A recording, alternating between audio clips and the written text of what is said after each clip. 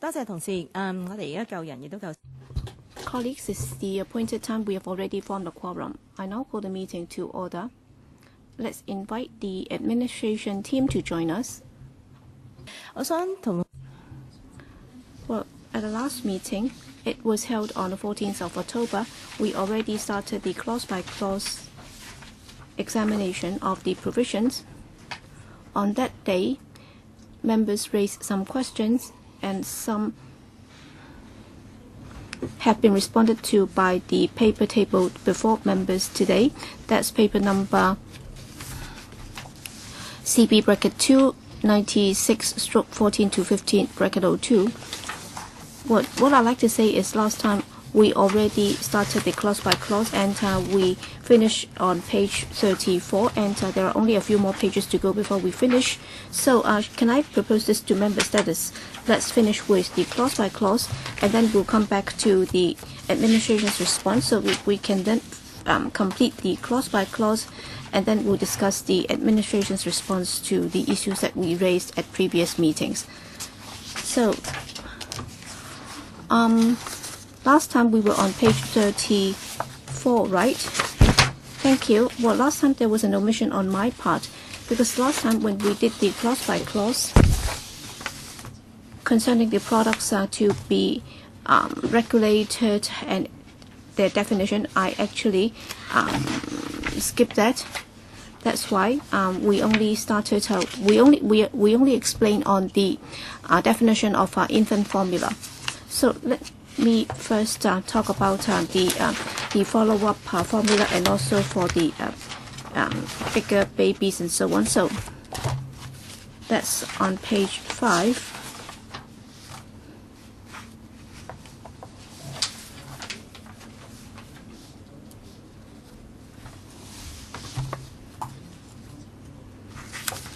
The definition for infant formula will depend on the description and the instructions to use. So it depends on the labels. That is the cover products which are marked or labeled. That's on A. With regard to the more detailed definition, which is described as replacement for breastfeeding and also follow-up formula.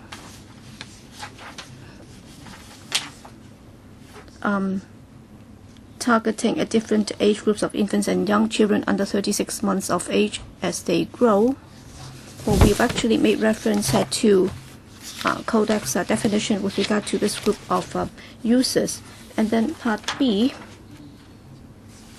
is like what we've been doing under the definition of infant products. In English, other than using the term follow-up formula, there are other types of representation. So for anything that is similar to that, they will also fall under this category. So that's the explanation with regard to follow-up formula. Next is the definition of a prepackaged infant food.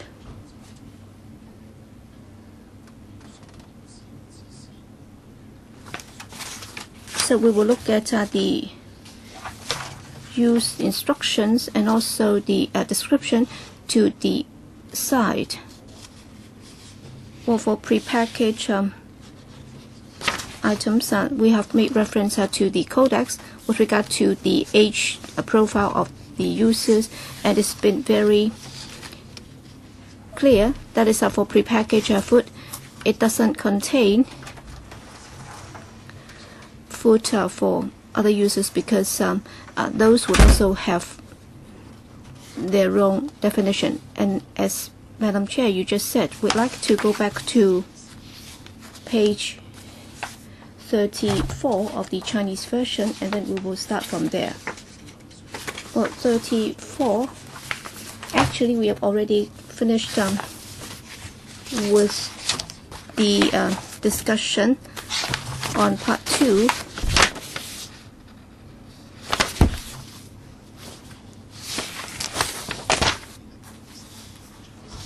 And we also have the 1 plus 25 items.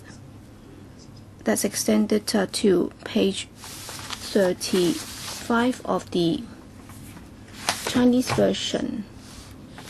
Page 36 again is the labeling requirement.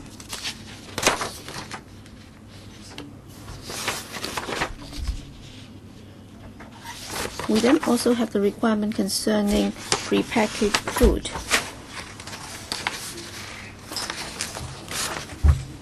And other than the labeling requirements, we can also have a nutrition labeling of other nutrients. But then before listing such labels, you will have to ensure that they are not misleading and so on. So that's under 7. With regard to 6,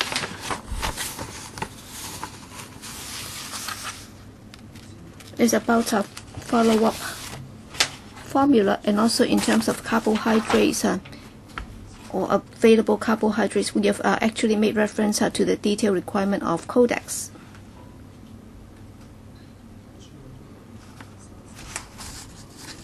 Next, on page 30 of the English version, that is when you try to describe the energy value expression, we have also made reference to Codex with regard to the way energy value is expressed. As regards 3, is about nutrient content expression. Once again, we have taken reference from Codex with regard to these 3 products, and if they have to express the nutrient content, they would also have to follow certain format, and we have made reference to their expression formula or format. Next, on page 31, again, these are labeling requirements. That is subparagraph 2 and 3. And then 4, with regard to format of list of nutrients in terms of the format requirements. For example, in terms of the language used, subparagraph 3, the marking or labeling for the purposes of this schedule must be in either English, Chinese, or both languages. So when compared to other labeling system, this is consistent.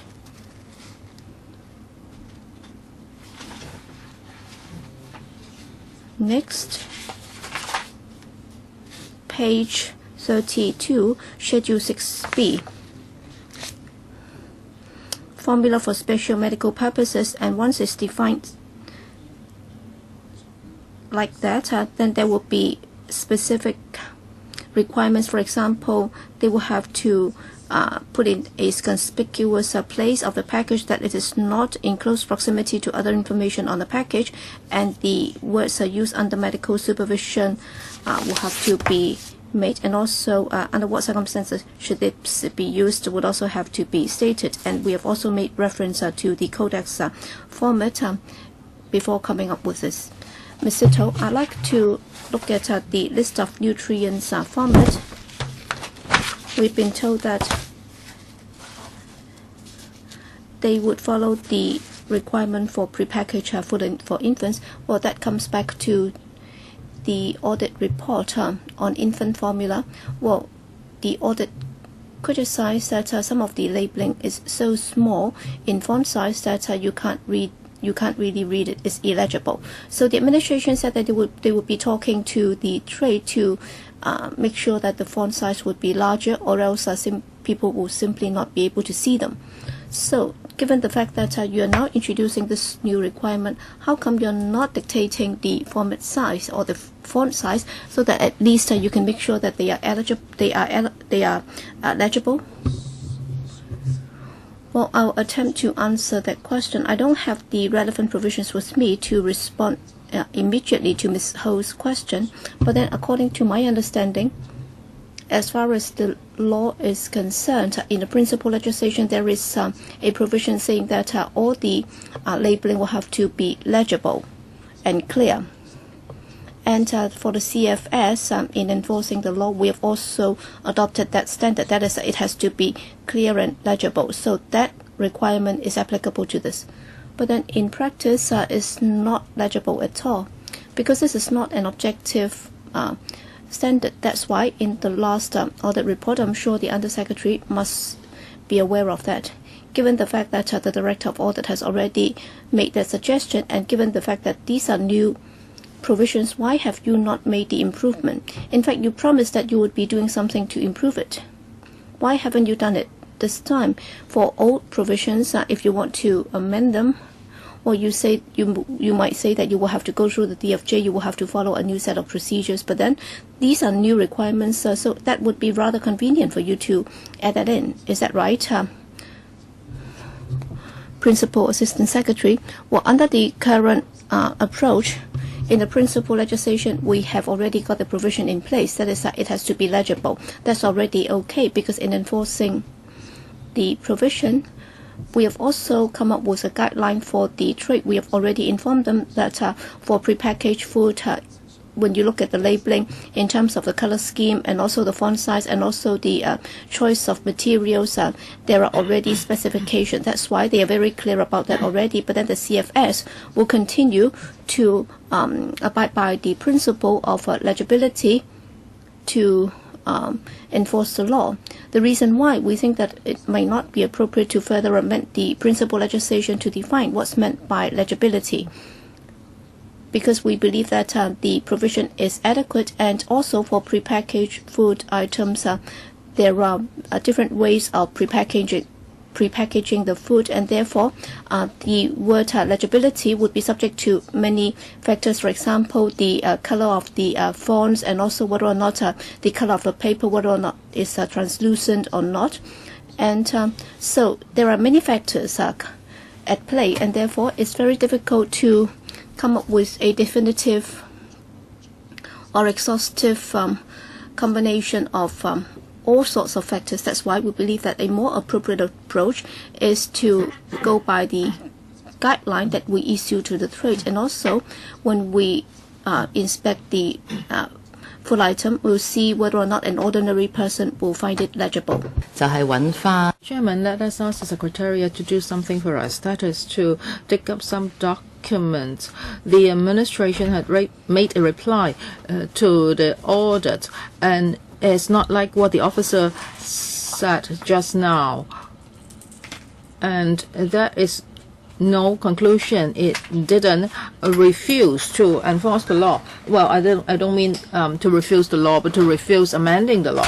But now the Principal Assistant Secretary says that there's no need to change as long as it's clear and legible. But in other papers, we didn't see these. So has the Policy Bureau come to a conclusion already? So can the Secretariat try to dig up the past reply from the government to the audit for us, so that we would know what the government said then and how, because I think it's slightly different from what the PAS said just now. People have been very unhappy with the present labeling requirements. Of course, now you do not have objective standards, but how about the size and the color? Otherwise, it would be very illegible. And I'm also very concerned about the font size. If it's too small, you really cannot read it. Yes, let us ask the Secretariat to do that. PAS, do you want to respond? Under Secretary? As far as I know, when we were preparing this piece of legislation, the Center for Food Safety has already looked at this topic, and an initial study was made. They think that the present legislation is sufficient, but if members are very concerned, and if she asks us to review the past provisions, yes, we can do that. But actually, the CFS has already looked at it. So let us do this. Let us ask the Secretariat to do this. That is to take up the past documents for Ms. Sit Ho. Clark, please do that for us and circulate the relevant paper to us. And I would like to ask CFS, now for clear and legible, have you ever disapproved any label or enforced the law because the label was not clear and legible enough? we would like to ask the CFS colleagues to answer this question. Who, please?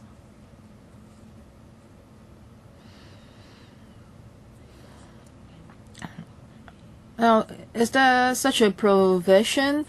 And it's like what Ms. Setho said just now, a gray label on a gray background so that people can't really read it. Now, if we find that the label is not clear and legible, for example, if the background color is very similar to the color of the words, then we can invoke the relevant provision and initiate prosecution. Have you ever done that? I do not have the figure in hand right now. We want to know whether you have initiated prosecution. Well, for the infant formula cans, it's better because the cans are not that small.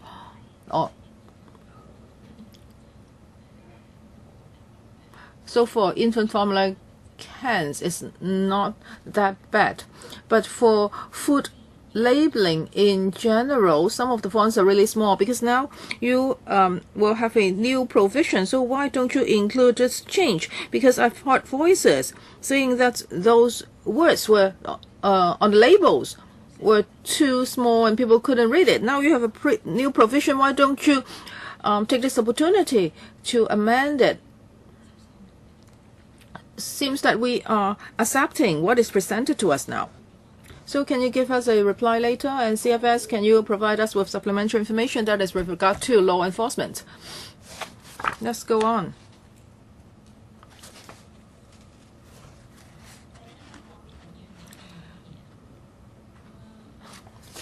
Ms. Helena Wong, what do you want to ask? Sorry, I'm late. I would like to ask the administration. Well, a paper has been given to us today from the government. I'm sorry. Now we are doing the clause-by-clause examination, and we still have a few pages left. So we will finish the clause-by-clause examination first, and then we will go back to the paper. Thank you. Now we are on page 40, the last page. Provisions 2 and 3, they are about some exemptions.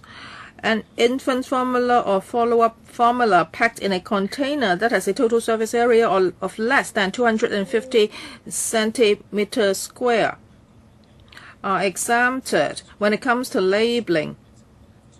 Now, because we are asking them to put a lot of information on the labels, and for this kind of product, well, if it is of such a small size, then actually it's just for hospitals. They would be used by doctors as ready-to-feed formula in hospitals for newborn babies. So that will be a very, very small amount, so we're going to exempt that. As for clause 3, any prepackaged food for infants and young children packed in a container that has total surface area of less than 100 square centimeters. This is also exempted because the package is too small. As for 100 square centimeters, we have taken reference from the existing food labeling system. We just want to align the two systems. Members, we have finished the clause-by-clause examination. So do you have any other questions? If not, then let's talk about today's paper. That is CB2 96/1415(02). Who would like to take us through this paper, please? And who can do that? PAS. Thank you, Chairman. At the last meeting, or after the last meeting, we received 6 questions from the Secretariat. Our replies are set out in this paper. As for the first question, it is in respect of the surveys on infant formula products conducted by the CFS in 2012, provide detailed information about the survey, including types of infant products surveyed, source countries supplying the surveyed infant formula products, and the test results on the nutrient contents of infant formula products, including whether or not the iodine contents and other nutrient contents conforming to the international standards prescribed by the Codex. In Annex 1 and 2, we have set out the detailed information. Question 2. Consider members' views that in addition to the information of the results of the surveys on the nutrient contents of the formula products conducted between 2012 and 2013.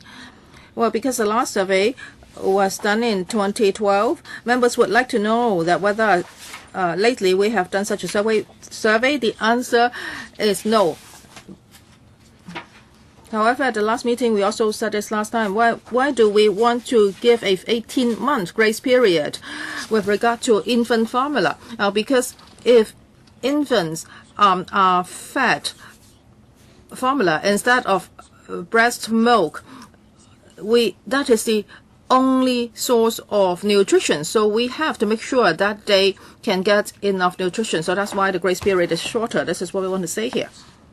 As for question number 3, last time members asked that any person who, not being the manufacturer of pack or originally responsible for sole marking or labeling the food or drug, alters, removes, or obliterates the marking or labeling of any food or drug marked or labeled for the purposes of regulations 448, 4B, or 46 commits an offense. In the legislation, we have made it very clear. If a person is authorized to do such things, then he does not commit an offense. Question 4. We are asked to provide details of, in a table format, the penalties for not conforming to the nutritional composition and labeling requirements. In Annex 3, we have set out all these details. The penalties under municipal services and public hygiene ordinance, etc. And question number 5 is about fluoride. First question is about fluoride contents of tap water in Hong Kong, and paragraph 7 is a table which sets out the average fluoride contents of tap water in different years. And also members asked whether we have sought advice from dentists regarding the requirements on fluoride content. Actually, we have consulted the dental service of the Department of Health, and the relevant detail is set out in paragraph 8. As for paragraph 9, it is a reply concerning the 2012 survey. That is whether we have conducted a survey on fluoride contents. The answer is no, we didn't survey on fluoride contents during that survey. As to whether we have information concerning the fluoride contents of tap water in other countries, we do not have the relevant information. Question 6. Members asked at the last meeting that whether we can do more to the label so that parents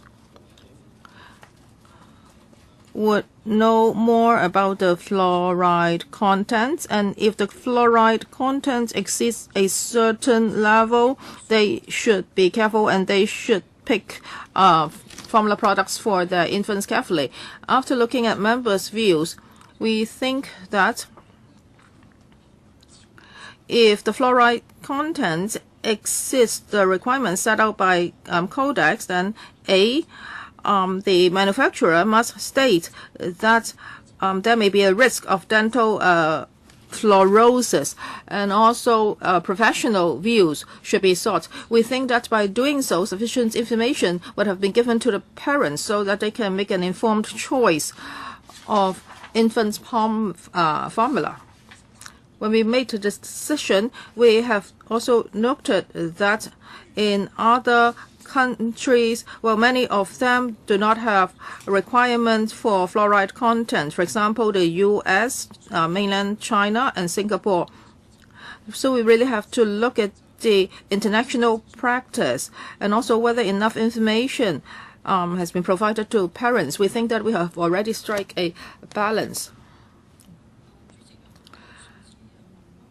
Dr. Helena Wong. Last time I asked a question, that is whether the government knows the infant formula in Hong Kong have the additive fluoride. Well, the government says that in the last survey they haven't covered this area. So CFS hasn't done so either, right? No, the CFS hasn't done so.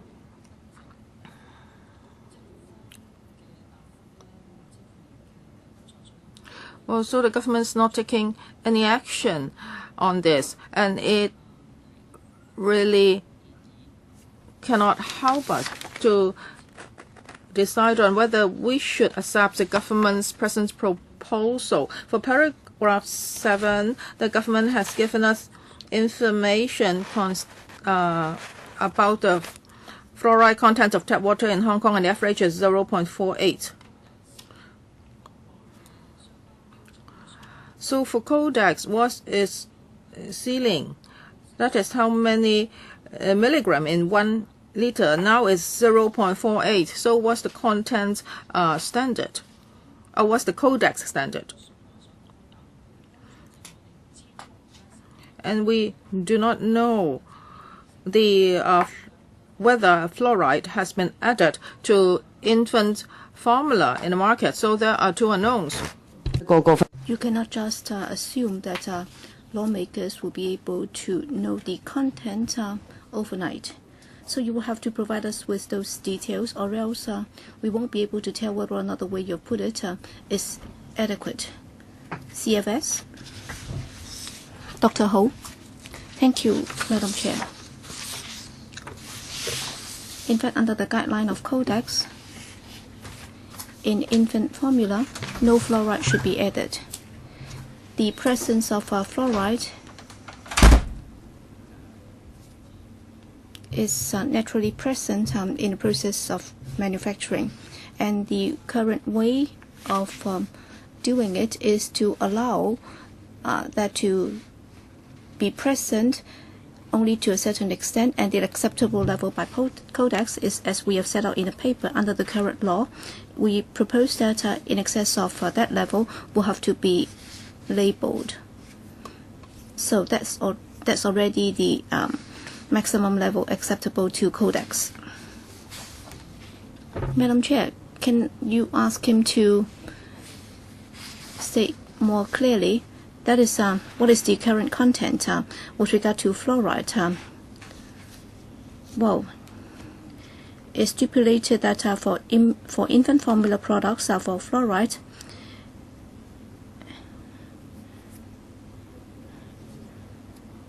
it should not exceed 100 micrograms per liter.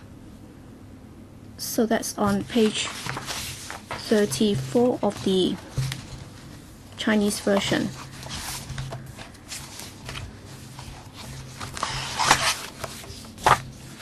We might need some mathematical assistance,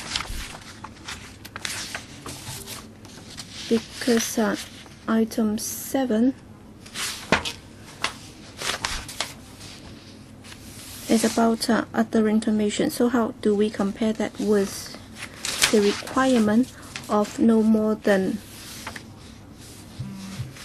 certain microgram per liter? Because according to Dr. Ho, Codex does not recommend any addition of fluoride in any infant formula product. Well, you are the only two asking questions. Are you also on the same point? Okay, so we'll just take turns. Well, for babies, by the time they reach 6 to 12 months, they are already consuming about 8 ounces of milk. So at least 6 times a day. I couldn't remember it now.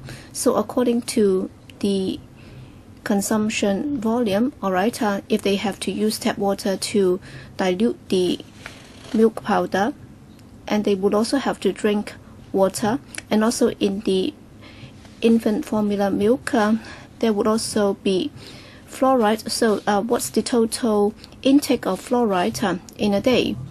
Have you done any calculation at all?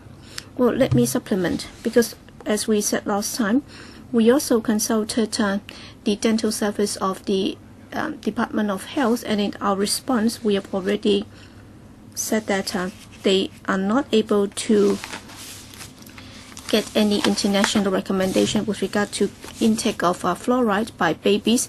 But then according to their observation, most young people in Hong Kong do not have this problem of dental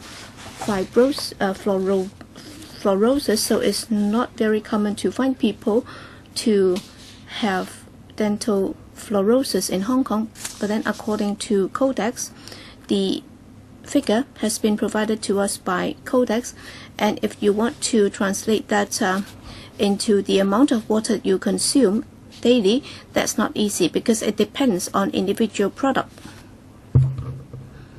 And also the energy value before you can come up with that calculation, because if you look at that, you're talking about per 100 kcal or per 100 kJ. That's why you will have to look at the energy level before you can do the conversion. So it's not like the content in water. So you will just look at the content per liter of water.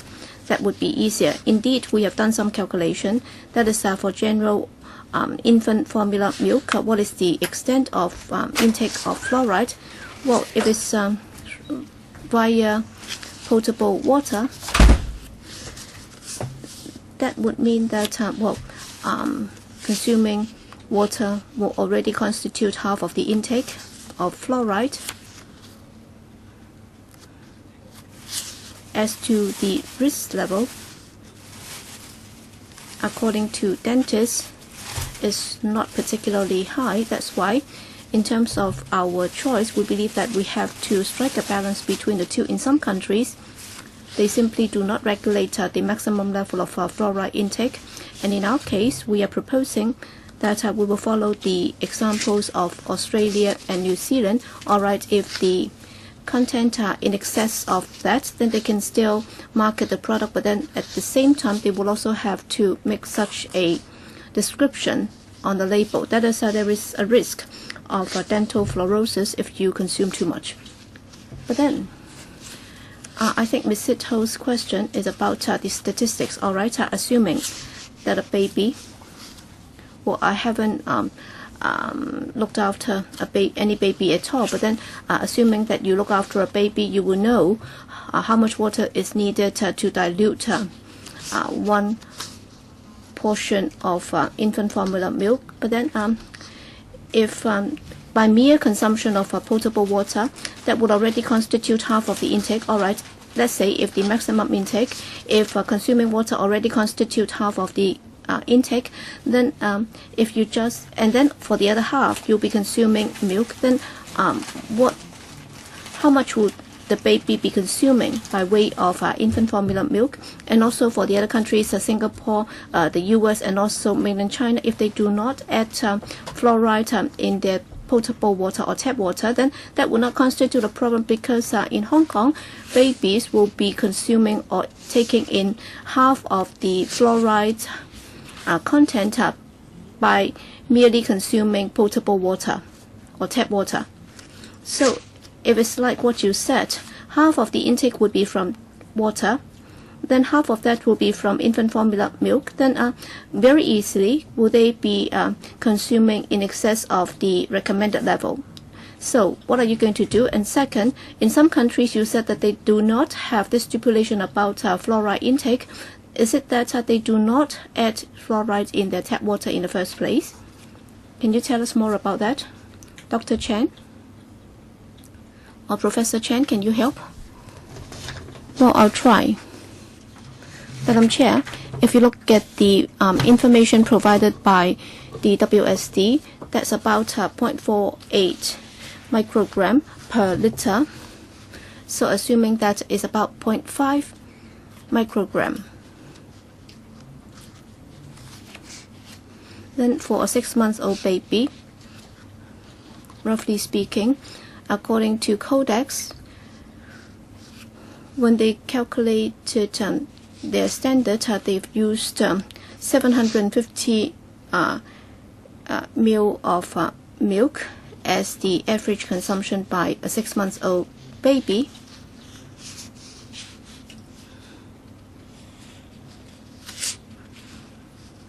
You also have to look at the infant formula powder that will be used.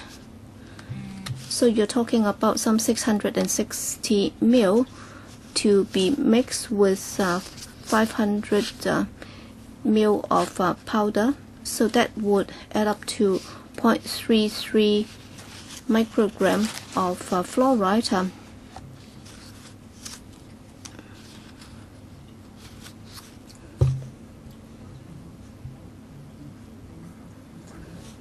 In para 12 of the paper, you refer to 3 places. Do they add fluoride in the tap water?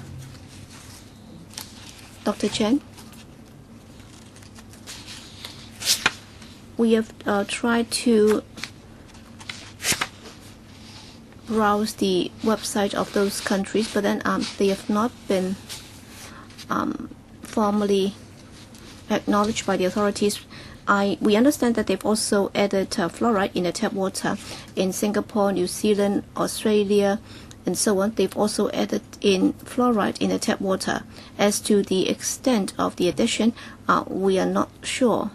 But then they also have some indicators. It's about 0.7 to 1 microgram per liter. Because in Hong Kong, we have done some testing. It's about 0.48 microgram per liter during the past few years.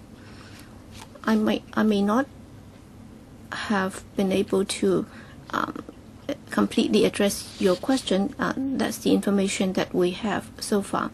Well, I have a question which is not directly related to the legislation. I'd like to seek the advice of the medical experts. All right. Well, when the babies are born, all right, they have no teeth, and then by the time when they have teeth, they would be absorbing or taking in a lot of fluoride.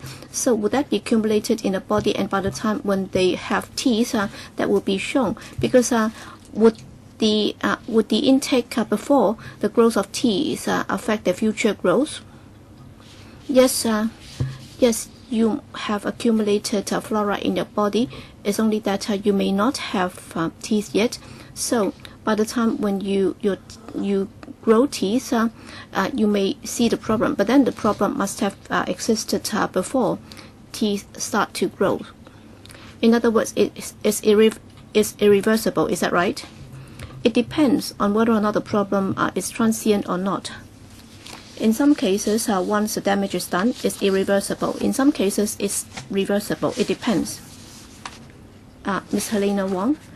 Madam Chair, I still am not able to do the proper conversion. So maybe the experts can point that out to me. I'm not good at mathematics or arithmetic. According to the earlier answer, let's say you're mixing milk powder with water, and then you came up with the figure of 0.33 microgram. But then with regard to the 0.33 microgram, when compared to the standard under the law right now, that is per 100 kcal, the level should be no more than 100 microgram. So can you explain that to us? Well, Dr. Chen, under the law, roughly is about 100 kcal. There should not be anything more than 100 milligram.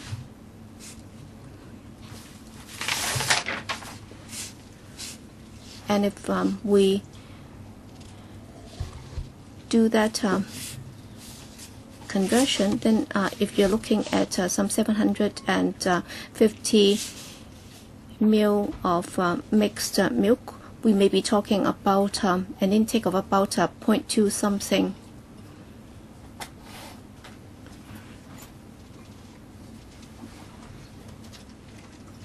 It's already over half of the recommended intake. But then it depends on whether or not you're using tap water or other sources of water for the mixing of milk. Alright, just discounting the milk powder, if you're just drinking water, you have already got half of the recommended intake level, and the Bureau has not checked whether or not the baby products in the market now contain fluoride. You haven't done so, then that's pretty irresponsible. And for lawmakers, it's not possible for us to check the fluoride content in these products. It's not possible. But then, since we raised the question, a few days have elapsed. So can the CFS do this survey for us? All right, if they've already added in fluoride, and if you just consume water, you might have exceeded that level already. Then if we just put it that way in the law, then as far as the consumers are concerned, that's a very irresponsible way of doing it. Are you expecting the parents to buy a can of infant formula powder, and then they will have to see a doctor, and then they'll have to do the calculation and testing before they decide whether or not their babies should use that product? All right, if by consuming potable water you have already taken in half of the recommended level, you should have banned the addition of fluoride altogether in infant formula product, or you will have to set a lower level, because fluoride is already present in tap water. So why can't you look at the local circumstances? Why are you not doing things to facilitate understanding by the consumers, and also to ensure that for all the infant formula products available in the market, it would not give rise to any risk of dental fluorosis, because it's not just affecting the teeth, it's going to affect their brain development. So why can't we make it clear that they are not allowed to add in any fluoride, bearing in mind the fact that by consuming water only, you have already taken in about half of the recommended level of fluoride? Dr. Ho, thank you, Chairman. Just now we talked about Codex and its guidelines. That is, in infant formula products, fluoride cannot be added. Well, fluoride exists in the natural environment, so in the process of mixing a milk powder with water, the fluoride exists. As to how many products in the market have a fluoride content level exceeding their requirements, we believe that there's only a small amount of that, but we haven't conducted a study, so we cannot provide members with the exact figures. Our way of doing it now is a preventive measure. And we have also told you the dentist views. They think that even if the fluoride content level exceeds this level, as to whether there will be a higher risk of dental fluorosis is not certain.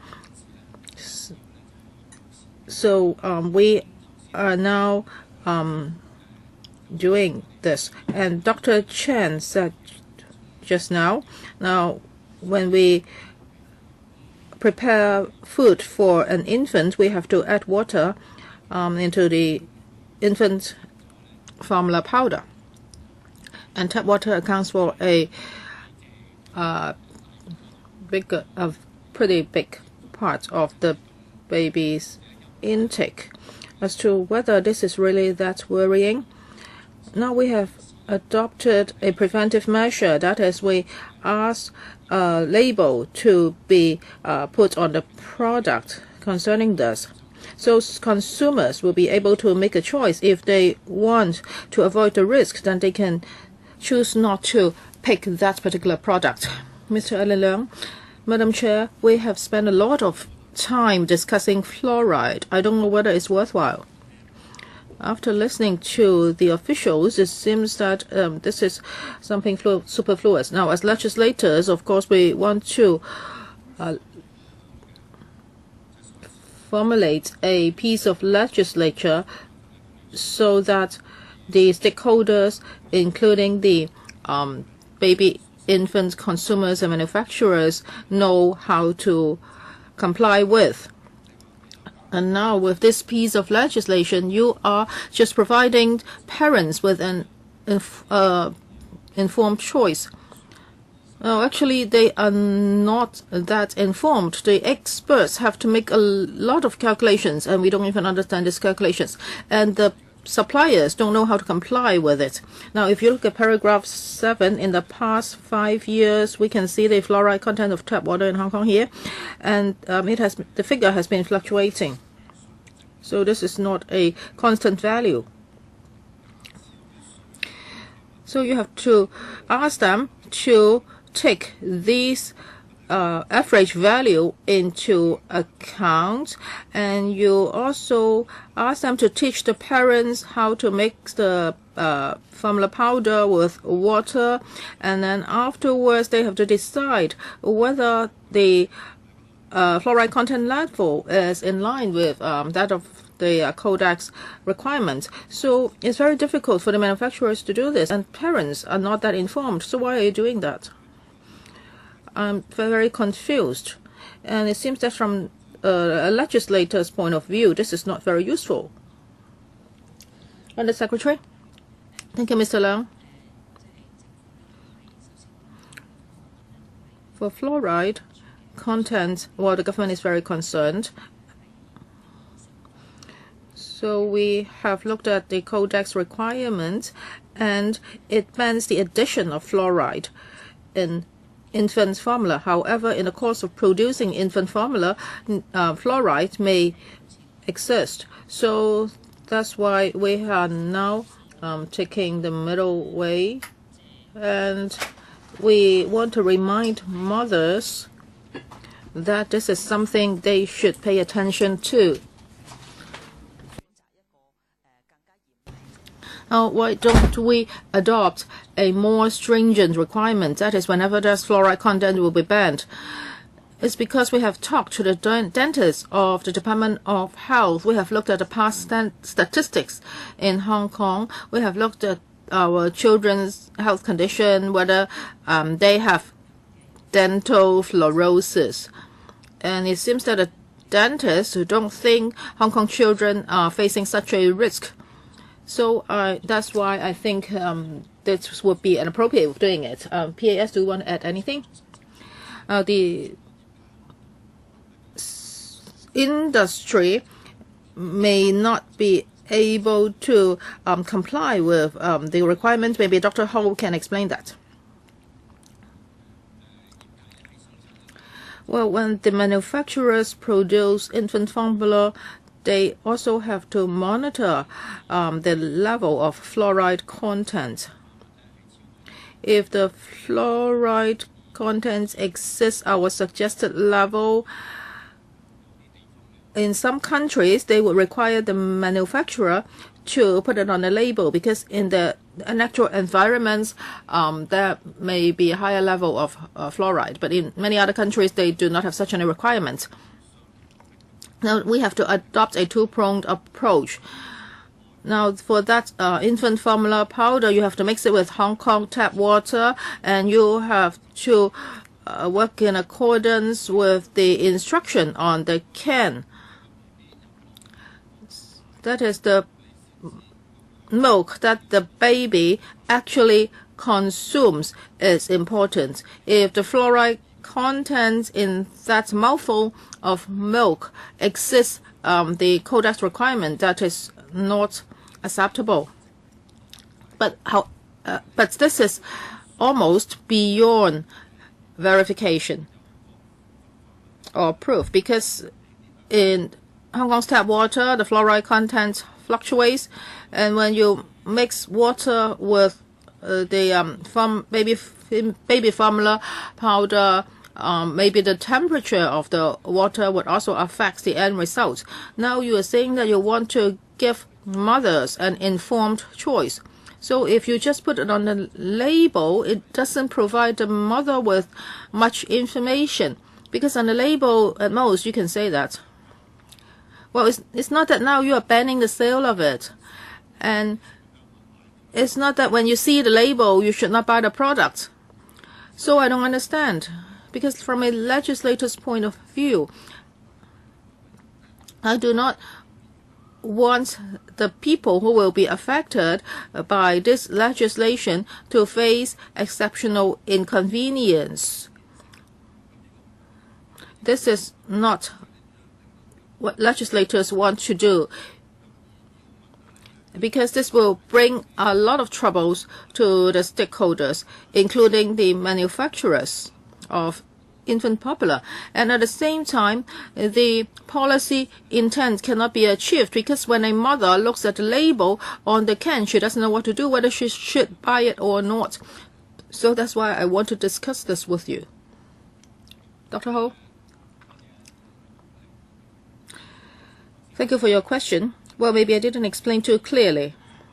Dr. Chen said just now that when we assess the intake, we would also take the water into account. When we do test in the laboratory, we use distilled water. So the water itself does not contain fluoride. If the fluoride contents in the infant formula exceeds the present requirement, that would be a problem, because we use distilled water. Oh, then I have misunderstood, because when I read the paper, you say that you have to follow the instruction on the can and then mix the milk. But now what you are telling me is different. So the infant formula will be mixed with distilled water, and then you look at the fluoride content, whether it exceeds the Codex requirement or not. Well, then that would allay my concern, and it will mean more certainty for manufacturers. Mr. Wong Ting Kwong, I think now Mr. Leung understands it, because for our canned food, etc., sometimes we would know how much sodium chloride is in it. So you can add your own salt when you eat it. It doesn't matter. The most important thing is whether the label on the can would reflect the exact content of the food. So now for fluoride content,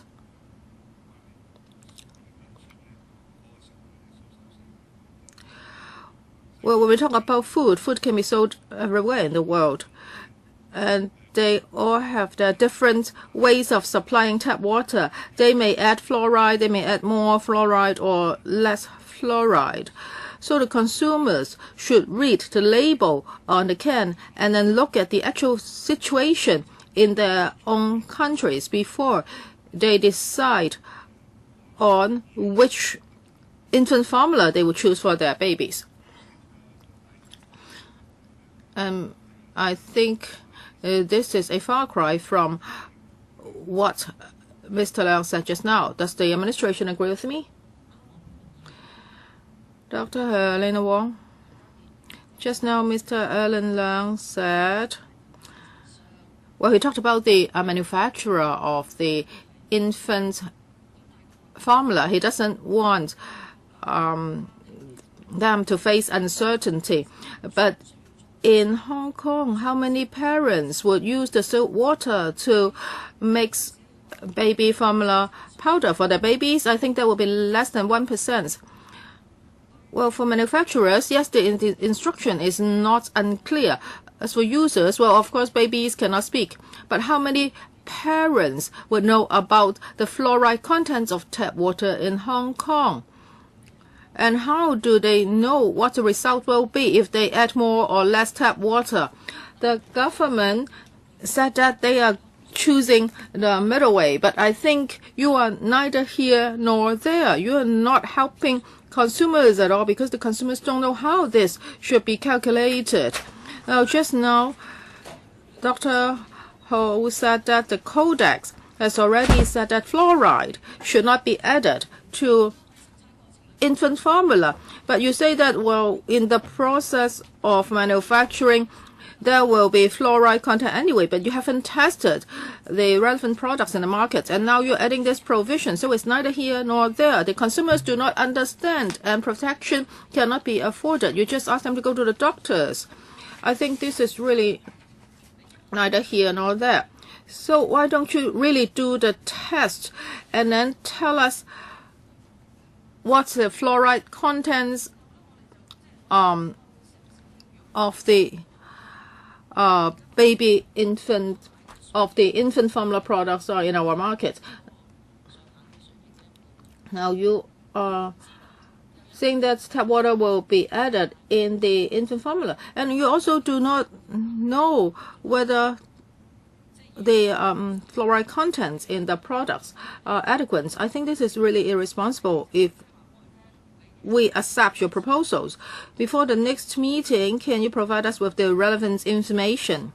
Otherwise, I would suggest that you make it clearer here. That is, the fluoride content should be stated very clearly. No matter how you manufacture the products, there should be a certain level that you cannot exceed.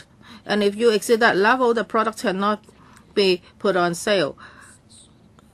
Then the consumers would know how much fluoride contents there is in the product. That would be more constructive.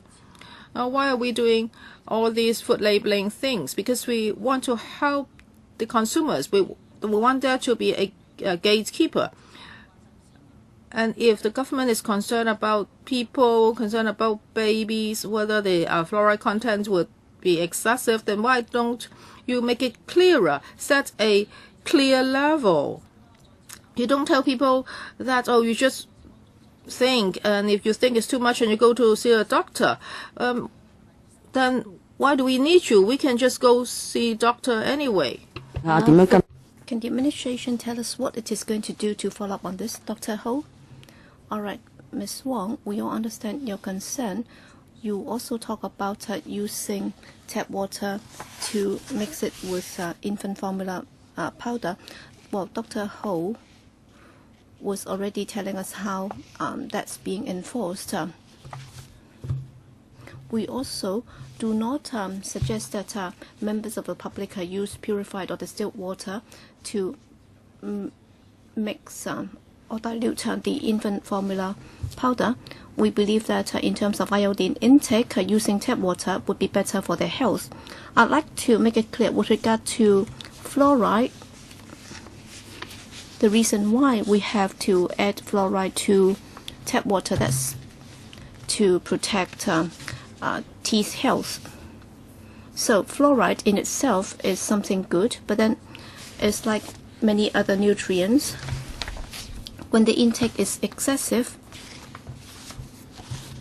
it would also give rise to other problems. In terms of fluoride, we have the risk of developing dental fluorosis. That's why in dealing with that, we have to strike a balance.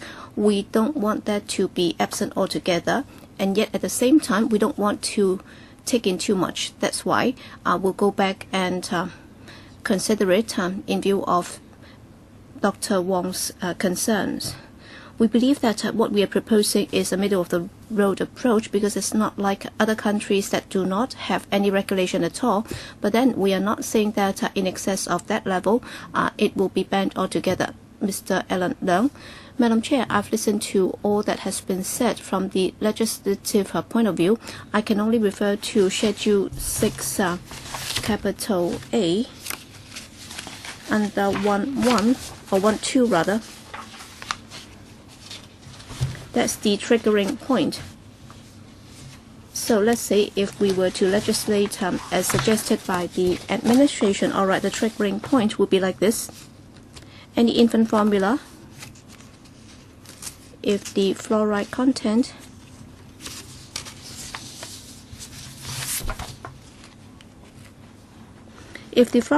of any infant formula in a form that is reconstituted or served according to any instructions for use provided exceeds 100 milligram per 100 kcal, blah blah blah, must be marked or labeled with a statement, blah blah blah.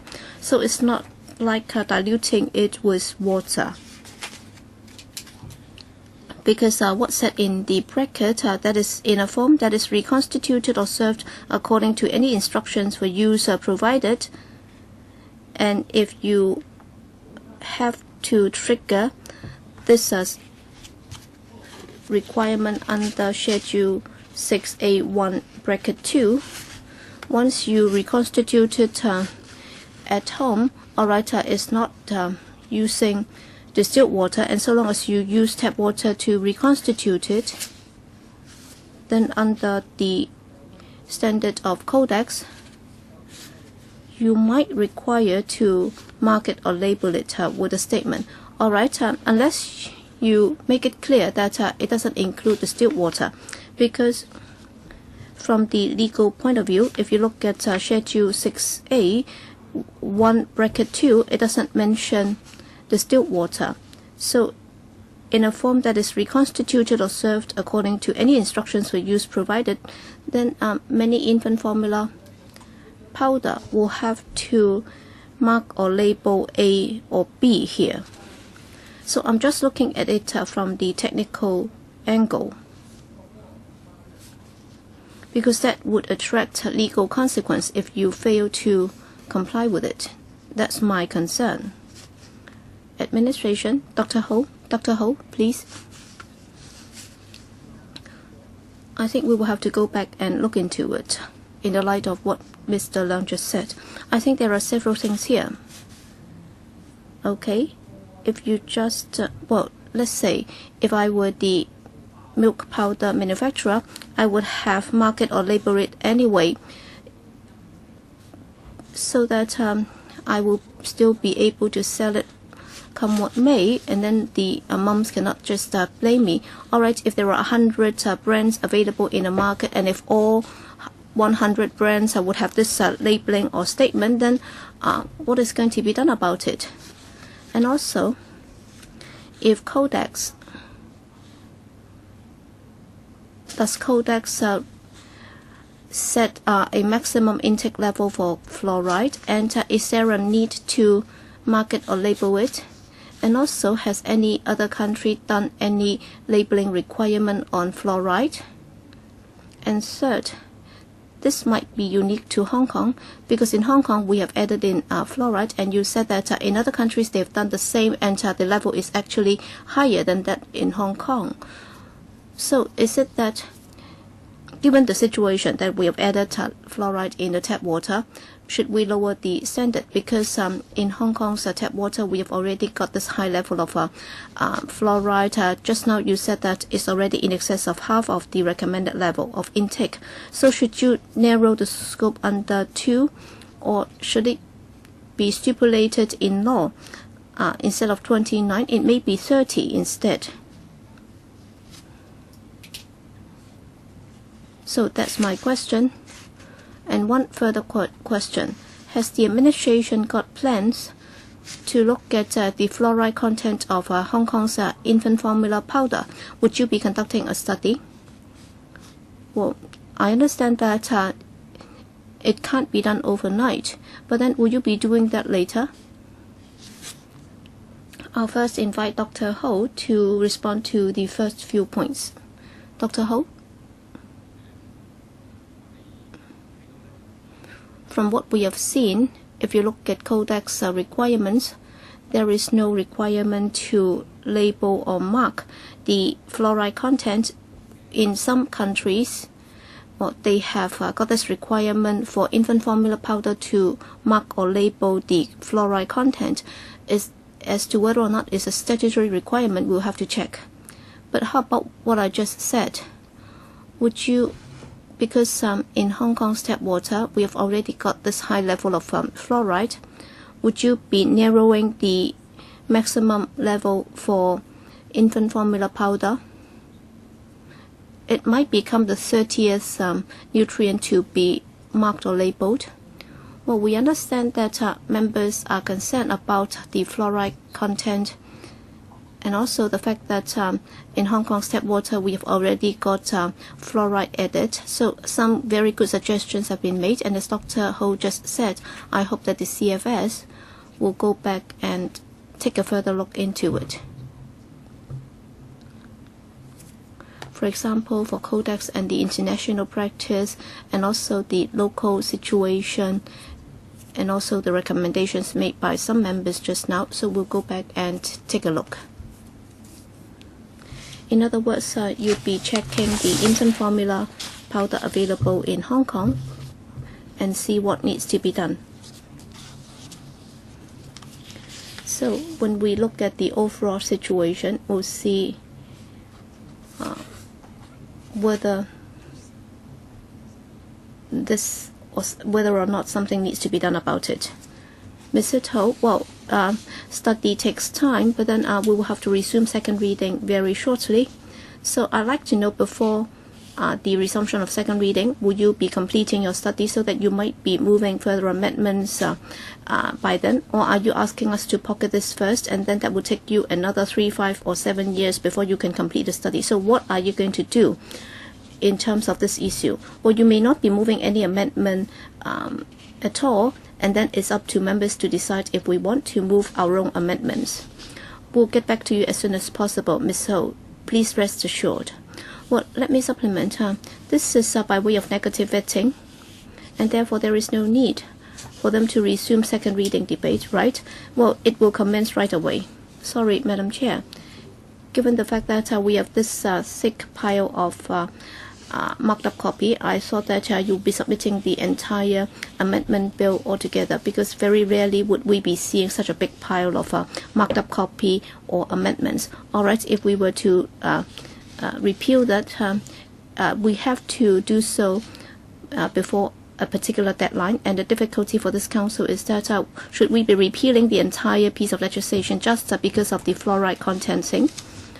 All right, they said that they would be conducting a study, but then they would be dragging their feet because they think that this council would not just be repealing the entire piece of legislation just because of the inadequacy about the fluoride content here. So can the administration act in a more responsible manner so that before the deadline of repealing the legislation, can you complete everything so that you can make the changes as necessary? Or else you would just say that, all right, you can say whatever you want, but then we'll do it as we want. But let me put it this way, as Ms. Ho just said, this is a very important subject. And we've got so many items here in the paper that we have to look at, and it's also very controversial. Just on the grace period, it took us a long time to discuss it. I don't think it's appropriate for you to adopt this negative vetting approach. Well, that's the same for the infant formula ban. I think that has given us tremendous difficulty. As we know, well, at our council meetings, we have a lot of uncertainties, and if that's the way you go about your business. In fact, for the two pieces of legislation, all right, last time on the infant formula ban, it was also under your bureau. Please do not adopt that kind of approach again in the future, because after doing so much, we simply do not know what's the way forward. I think the extension of deadline for scrutiny, well, last time, because we haven't yet reached the motion on the extension, all right, by Wednesday this week, we will have to extend the deadline for scrutiny. And if we are able to do so, then we can repeal by the 12th. And then on the 5th of November, you will have to allow us to move amendment. But then if we are not able to extend the deadline, then it will come into effect right away. So for the work that we have done so far, it will be wasted. So it's not just about Hong Kong people saying the wrong things. So it's a lot of abortive work. So please do not always go for negative vetting approach in the future, because that's not in line with the way of operation in this council. And also, within this subcommittee, we have discussed several things on the fluoride content. Actually, from last meeting, we've been talking about this, and we spent the entire meeting today on that. And we are still talking about the right level. And also, Dr. Helena Wong also looked at the regulations and so on, and also the penalties. I don't think you'll be able to complete that shortly. So at the subcommittee, you will also have to give an account to the panel afterwards, and you will also have to tell us how you're going to deal with that. Will you be moving amendments yourself? So can I ask the PAS to say a few words on this? On the negative vetting approach, well, Madam Chair, you compare that to the infant formula ban. In fact, that's very different because we already implemented that while this council was scrutinizing the amendments, and that's why it's different. And also, this is a piece of subsidiary legislation, and normally speaking, well, in dealing with subsidiary legislation, the administration would always go for negative vetting. So this is not a special case in which we have singled it out for a different scrutiny approach. But then you would have this grace period. You started that in June, so you counted the grace period from June when it was first gazetted. Then the manufacturer would complain because the legislation has not come into effect. All right, the grace period is supposed to be 18 months, but then when we count that from now on, it's less than 18 months. That's why many people are complaining. So I also hope that you can do something about it.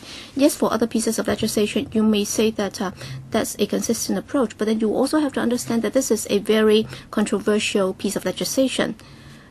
Professor Chen, yes, point taken. We understand the concern of the chair and also other members.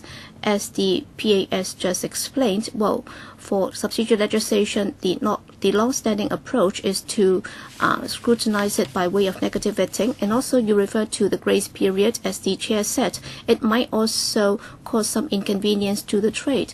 What I'd like to say is that as far as the CFS is concerned, when it comes to talking to the trade, they have discussed that with the trade about the duration, the length of the grace period, and the sector should have been psychologically prepared for that.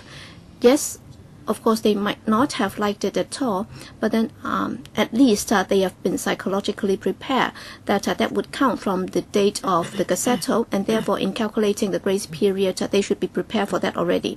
But then on the whole, as the chair just said, we will note that.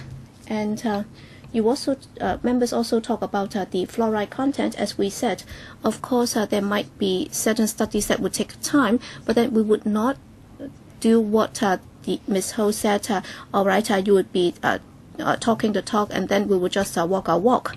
No, that would not be the case. We will be seriously looking into it and we will get back to you as soon as possible. Dr. Helena Wong, Chairman, the government has promised to follow on the issue of fluoride. So let us focus on another issue now because we do not have a lot of time. I would like to ask questions about Schedule 3, the penalty. Last time we also talked about this. Now it's suggested that the penalty is pitched at level 3. The fine is $50,000. And last time we asked the administration to give us the information concerning other penalties about food, and they vary from level 3 to 6. As for 6 is only about food safety ordinance. So I would like to ask the administration, why do you think level 5 is most appropriate? Now we are handling infant formula, and infant formula is the only food for babies. And if now we are adding label, then the regulation should be much better when it's compared with the scenario before legislation. But now you have a tolerance level and you are now giving them a very long grace period. And if they so produce products that violates the law, then now you pitch the fine level at $50,000. Would it be deterrent enough? I would like to listen to your explanation and your assessment. Now, when we decide on the penalty level, there were several principles. First of all, this is about labels. Of course, we would have to refer to the labeling requirements for children above the age of 36 months. And also we have to make reference to other similar ordinances, what the relativity is. The government has a lot of laws. So these laws would have to be, if they are relevant, then the penalty should also be more or less the same. Otherwise, the relativity will be upset. This is the principle.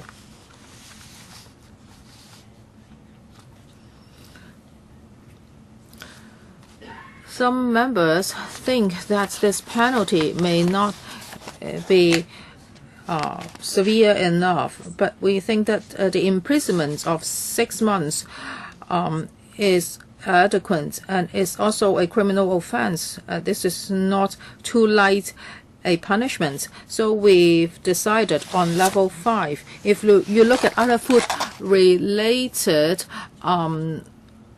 legislations, only under food safety ordinance, the penalty is the same level, and that's also very severe. So after considering all these factors, we think that level 5 is appropriate. Dr. Lenoir, Chairman. Yes, I would like to thank the government for giving us the table.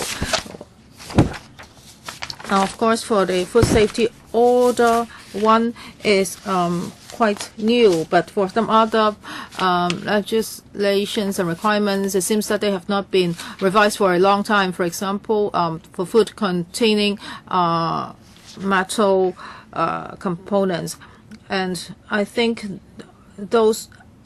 that must be revised. Well, even now the mainland is more modernized, and when it comes to the regulation of heavy metal, now they are more modern than us. No matter whether it's lead or other heavy metals, they would really damage the development of the brain. But it seems that our regulation is very relaxed when it's compared with WHO requirements. Well, when some products comply with the Hong Kong standards, they may violate world standards or even mainland standards. We were told that the government would review this, but is there a timetable? And for Appendix 3, you are saying that under a number of legislations, the penalty is not as severe. Well, but this legislations have been in existence for decades. They should be updated. Now people are very concerned about food safety. They really want food to be regulated more stringently. So if the laws are outdated, you should move towards a direction where the laws will be made more stringent. So these are outdated laws and they are not deterrent enough, so we should not make reference to them. I hope that level 6 fine can be changed to level 6, because now you are talking about infant food. No matter what it is, 1 plus 36, 33 or 1 plus 29, and if you do not follow that rule, you are just fined $5,000, then nobody would care. And most of the time, the judge would not hand down imprisonment. It would just be fine. So the manufacturers won't care. If you do not amend this, then I would move an amendment that is raising the level 5 fine to level 6. Under Secretary. Thank you, Ms. Wong. You hope that the penalties can be stricter. Maybe the PAS can supplement.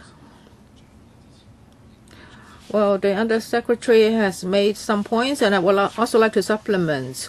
And I believe Dr. Wong is worried that the penalty is not deterring enough.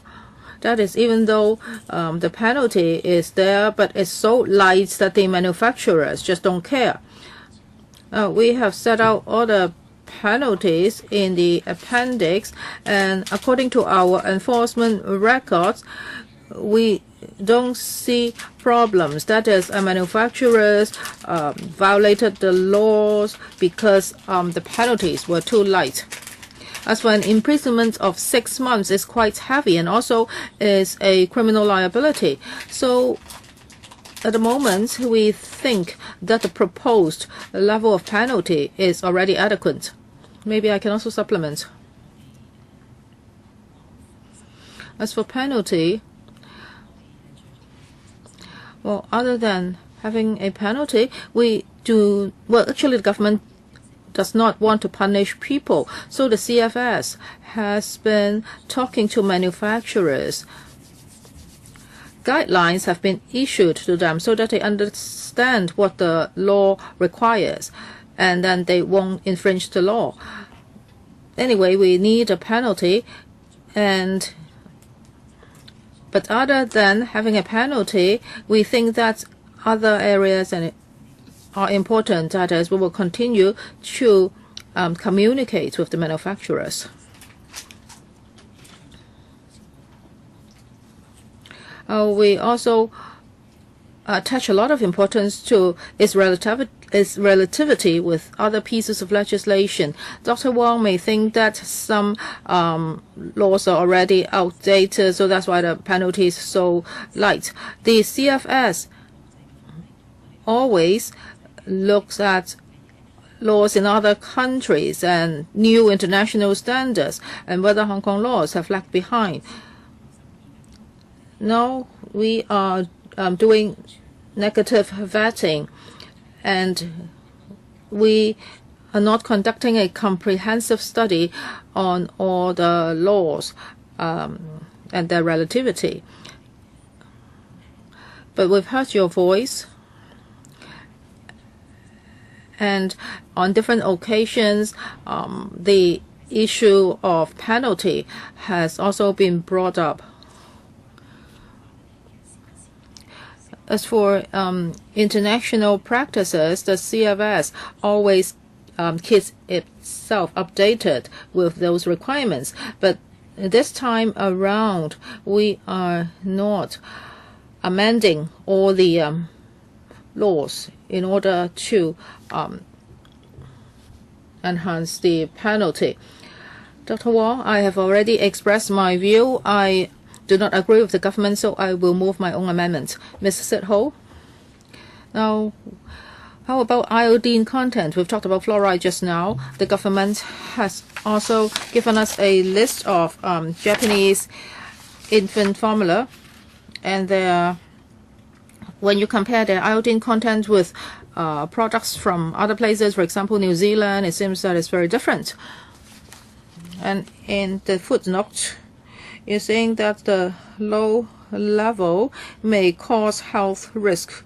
So I want an explanation from the government. If there is a low iodine content, what health risk would it constitute? We want a record here so that the public would know. And if there is an insufficient intake of iodine, what would be the consequence?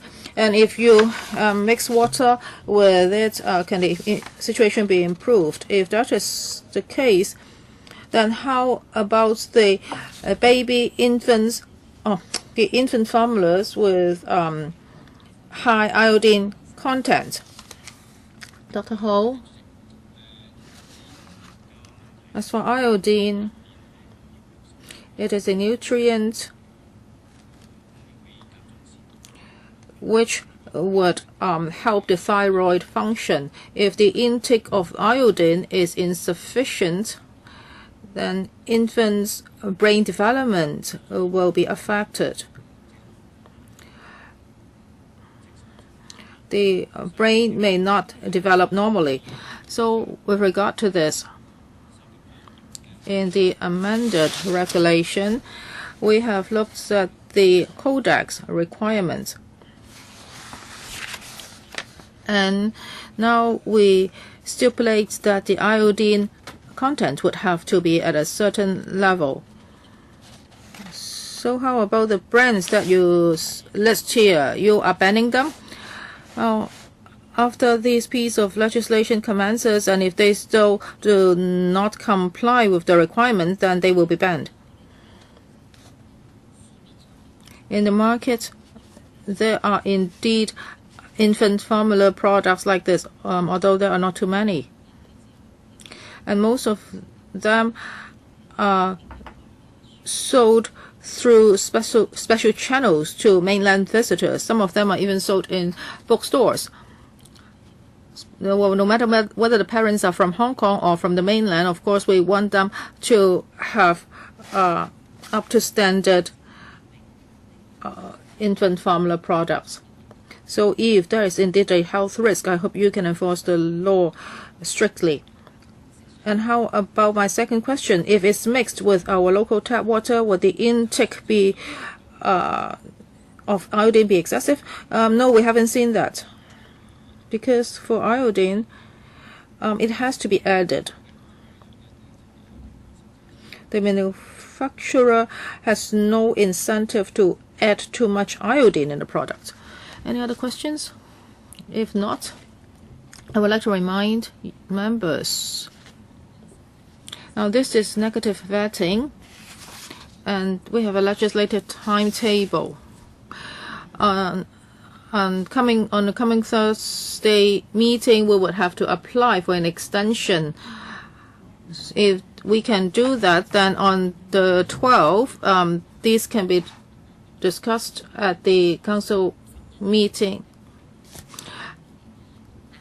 The latest date for you to move amendments is the 5th of November, but now there are a lot of uncertainties. If we can do it at the meeting on the 22nd, and if extension cannot be granted, then there will be a risk that as members cannot move amendments. But just now we mentioned several things. For example, the fluoride content and penalty, and also Ms. Sitho asked about the clear and legible label, etc. So if the extension cannot be granted on Wednesday, then shall we hold another meeting so that these issues can be followed up by the panel? Ms. Sitho?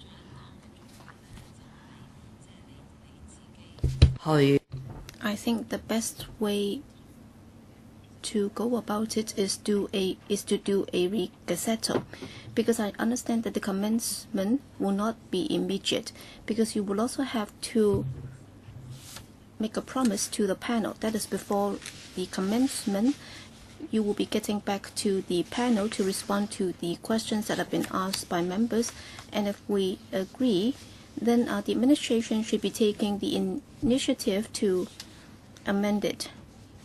So do they have to come back to the panel or what? I think we need to have a wrap-up session. At least we need to have a paper setting out all the issues that have to be followed up on.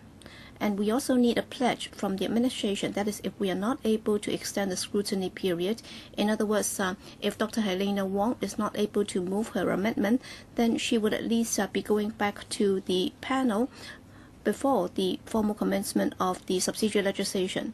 Yes, the provisions will come into effect, but then you will have this enforcement commencement data, and before that comes into effect, you will at least have to go back to the panel to give an account.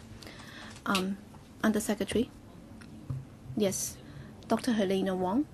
We hope that the Bureau will work a bit faster, because you only submitted all the details in such a late stage for us to scrutinize, and then as soon as you come, you have opted for negative vetting, and it's difficult for us to do anything about it, even if we had wanted to help. So that's not good enough. All right. So much of what has been said could be aborted if what we propose cannot be done. So can you promise that at least in the coming year, you should not be doing the same again, because you are fully aware of the constraints. That is there. We have to do certain things within a limited period of time. All right, you submitted that shortly before the summer break, and then we will have to allow it to come into effect as soon as the session resumes. I think that's a very bad way of going about our business. I do not see how the legislature or the executive and the legislature can work together to make things work. First of all, my understanding of what Dr. Wong just said is that, well, number one, the negative vetting approach has been a long-standing practice for subsidiary legislation, and of course members might not share that view, in particular when it comes to more controversial pieces of legislation. That's why you might think that that's not very good. So we do understand that, but then on this occasion is kind of unique in the sense that we have cancelled several meetings because of certain circumstances, and as a result we have not been able to hold our meetings, and of course that would apply to all legislation going through the negative vetting procedure. That is the 21+28 requirement. But then on this occasion 2 meetings have been cancelled in total, and that's why we have had somewhat less time to scrutinize the legislation. But then we will expedite our work in order to address the concerns raised by members, and we'll go back to study what members just suggested. Well, it has nothing to do with the cancellation of meetings, because we're talking about the extension of scrutiny for this particular legislation. So whether we have had meetings cancelled, there is simply no time for me to move this motion to extend the scrutiny period. So please address the point raised by Dr. Helena Wong. It's not about whether or not our meetings have been cancelled. It's about whether or not you should continue to adopt this approach of negative vetting for future legislation.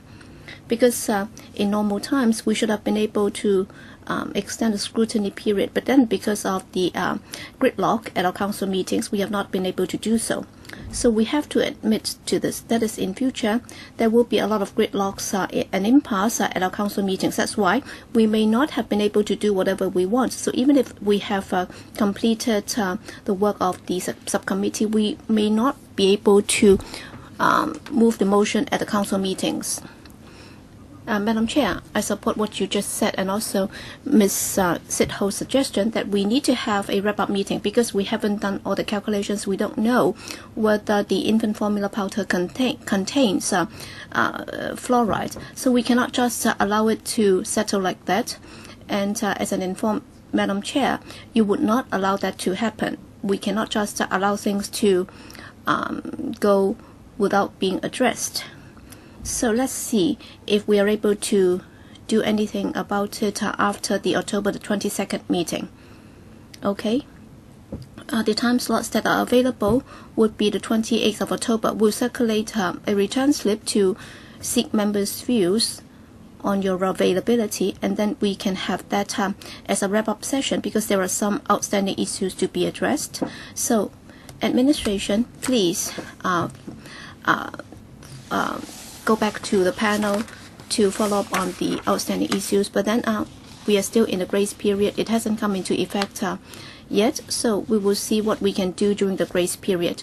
Madam Chair, can you remind us, assuming that you're able to extend the scrutiny next week, then what's the deadline for submitting the amendments November the 5th? All right, if there are no further questions, then thank you very much for coming. Meeting is now adjourned.